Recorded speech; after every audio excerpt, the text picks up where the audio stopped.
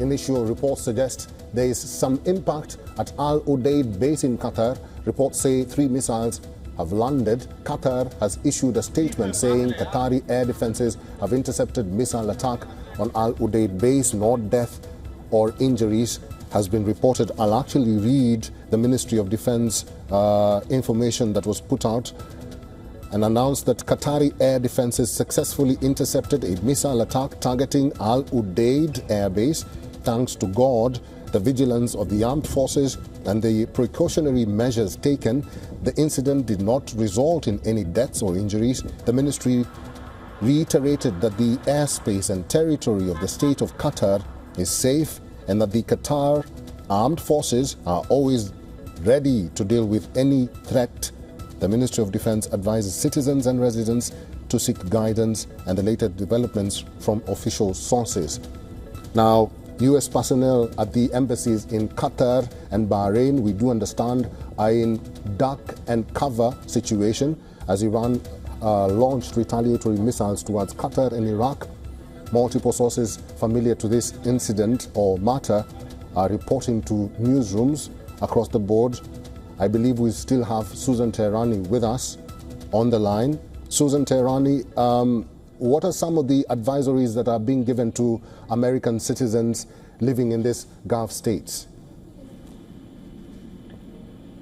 Right. So, as I mentioned, really, the United States was very careful in sort of trying to have its citizens and its residents in these Middle Eastern countries either evacuate voluntarily or shelter in place at this point. The advisory right now is to shelter in place. We are also hearing from Qatari officials that they have condemned these attacks and that they say they reserve the right to retaliate at this point. We're also getting reports from Saudi Arabia that U.S. fighter jets, where a large concentration of aircraft and personnel were deployed in the last few days over there, many F-13s, they are scrambling right now as well. So the evacuations you talked about, they were either voluntary or authorized departures. There was an embassy posture shift at the Baghdad embassy. They ordered evacuations and diplomatic compounds adjusted staffing levels. We are now hearing that Iraqi air bases may have been also attacked. And then you had those aircraft and ships relocated prior to this, notably at Al Udeid base in Qatar. And of course, those alert postures were also elevated U.S. military bases across the region. We are hearing now and in the past hours have been on the highest alert with enhanced missile defense and increased patrols and evacuation of non-essential assets. The embassies, they reduced staffing and authorized departures for dependents. The military assets, especially aircraft, have been moved away from high-risk bases, and non-essential personnel have been pulled back to reduce vulnerability. And these are very important to note right now. As the damage assessment comes in, it appears Qatar is saying that there have been no U.S. casualties. I do want to read you a statement from the Qatar Foreign Ministry in response to the Islamic Republic of Iran's launching missile at Qatar territory. He says that the state of Qatar strongly condemns the attack targeted at Al Udeid Air Base by Iranian Revolutionary Guard, the IRGC. We consider this a flagrant violation of the sovereignty of the state of Qatar, its airspace, international law, and the United Nations Charter. We affirm that Qatar reserves the right to respond directly in a manner equivalent with the nature and scale of this brazen aggression in line with international law. That's part of it. Of course, he also, at the end, says that furthermore, the state of Qatar was one of the first countries to warn against the dangers of Israeli escalation in the region. We have consistently called for diplomatic solutions to be prioritized and have stressed the importance of good neighborness and avoiding escalation.